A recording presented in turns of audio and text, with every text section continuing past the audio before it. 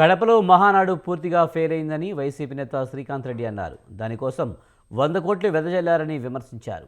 హామీలపై మహానాడులో ఒక్క మాట మాట్లాడలేదని చెప్పారు.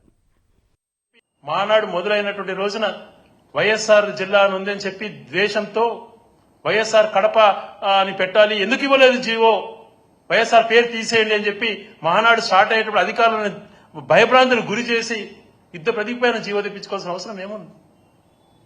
మేము అట్లా ఆలోచన చేయలేదే. నీ కళలో కూడా చేయకూడదు అని నీ మనసులో నేను అటువంటిది మహనీయుడు ఎన్టీఆర్ పేరుతో కూడా మేము జిల్లా ఏర్పాటు చేశాడు జగన్మోహన్ రెడ్డి గారు. ఎవరిది గొప్ప మనసు?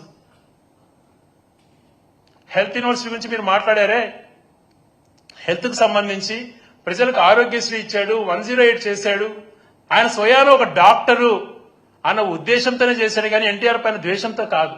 దానికి వివరణ కూడా ఇచ్చాడు. మీరు దాన్ని ఎంత బ్యాడ్ గా చేశారు.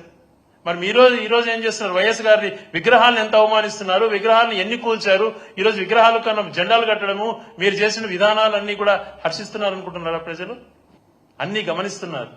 మీకు బుద్ధి చెప్పే రోజు త్వరలోనే వస్తుంది. మహానాడు మొదలైనటువంటి రోజున రాయలసీమకు చంద్రబాబు తీరని అన్యాయం చేశారని మండిపడ్డారు. చంద్రబాబు 10 సంవత్సరాల పాలనలో ఎన్ని ప్రాజెక్టులు నిర్మించారని ప్రశ్నించారు. వైఎస్ఆర్ హయాంలోనే ఉమ్మడి రాష్ట్రంలో అనేక ప్రాజెక్టుల నిర్మాణం జరిగిందని చెప్పారు. రాయలసీమ డిక్లరేషన్, రాయలసీమ చేస్తానని చెప్పడానికి రాయలసీమలో నువ్వు ఏదో ఉద్ధరించడానికి ప్రయత్నం చేసావు, కానీ ఏం చేస్తావు నువ్వు రాయలసీమకి? చంద్రబాబు నాయుడు గారు, మీరు ఒకటి ఆలోచన చేయండి. గాలేరు నగరి హంద్రినివా ఈరోజు, ఆ రోజు ఎన్టీ రామారావు గారు జస్ట్ ఫౌండేషన్ చేశారు. మీ హాయంలో 2 సార్లు సంస్థాపన చెప్పి దాన్ని 5 టీమ్స్ కుదించి అది కూడా చేయలేము అని చెప్పావు, గెండికోటతో సహా. అవన్నీ పూర్తి చేసింది ఎవరయ్యా? పోతిరెడ్డిపాడు కట్టింది ఎవరయ్యా? మెడికల్ కాలేజీలు తెచ్చింది ఎవరయ్యా? యూనివర్సిటీ తెచ్చింది ఎవరయ్యా? ఏం చేస్తావు నువ్వు రాయలసీమకి? ఈ రోజు రాయలసీమకి రావాల్సినటువంటి లిఫ్ట్ ఇరిగేషన్, దాన్ని నీ చేతిలో ఉన్నటువంటి పనిని పర్యావరణ అనుమతులు లేవని చెప్పి నిరూపించి మాకు ద్రోహం చేశావు. ఎప్పటి నుంచో మాకు ఒక సెంటిమెంట్ ఉంది. రాయలసీమ కర్నూలుని రాజధాని వదులుకున్నాం, ఆ రాజధాని వదిలేదానికి ప్రత్యేకంగా మాకు హైకోర్టు వస్తుంది అనేక కమిటీలు సూచించాయి. అనేక మంది దాని గురించి ఆలోచన చేశారు. ఆ రావాల్సిన హైకోర్టును తీసుకెళ్లిపోయావు. అక్కడ ఉన్నటువంటి లా యూనివర్సిటీని తరలించావు. గతంలో సత్యవేడు శ్రీ సిటీ చేసింది ఎవరు? కొప్పర్తి ఇండస్ట్రియల్ హబ్ చేసింది ఎవరు?